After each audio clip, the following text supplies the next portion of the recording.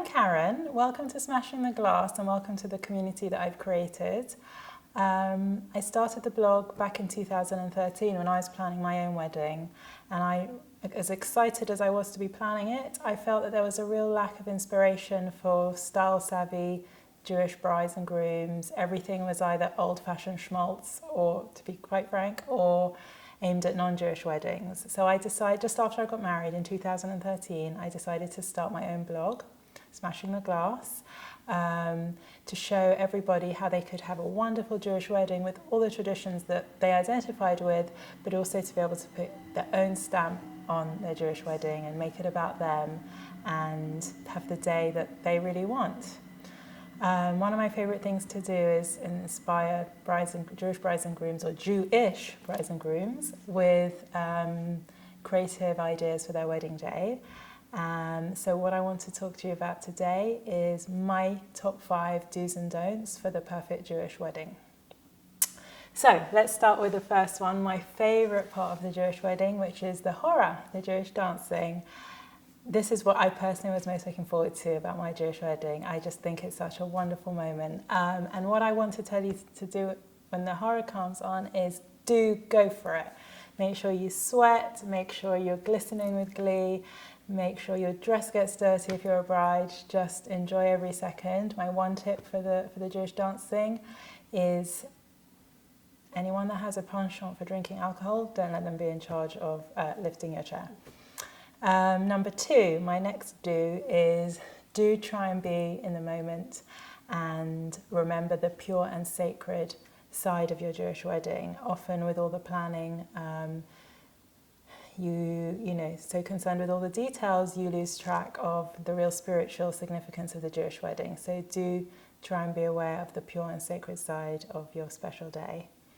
My third do is use Pinterest. I think it's a fantastic resource for collating together all your favourite looks, feels, images, useful articles. You can pin it all onto your pinboard. As much as it's a great kind of way to collate all your ideas, it's also really useful for your suppliers. You can show them your Pinterest board and it gives them a good idea of what you're after. Even if it's not within your budget, they can see the kind of style that you're after. So my fourth do is incorporate things into your day that are personal to you and your partner.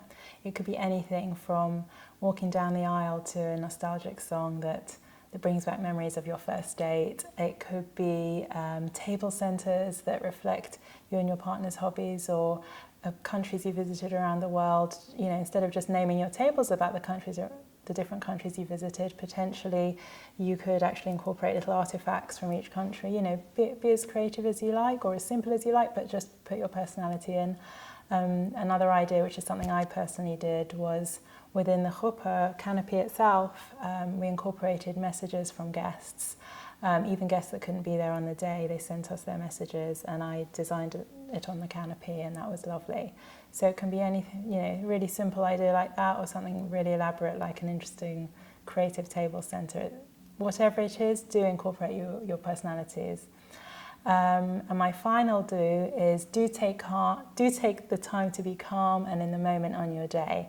And I think you do need to hand over the reins to someone else so that you can just let go and sit back and enjoy, whether it's, you know, friends and family that are in charge of things, or you need a wedding planner. Just do take time to remain calm and be in the moment on your day. So let's go on to the don'ts. So my first don't is kind of connected to the last do, is don't try to please everybody. You can't please everybody. Friends and family can be very well-meaning, even the rabbi can be well-meaning, but actually it's about doing things that feel right for you and your partner, and do not try to fit within other people's expectations. You don't have to justify what you're doing either. You know, real friends and family will understand, and those that don't are not worth losing any sleep over.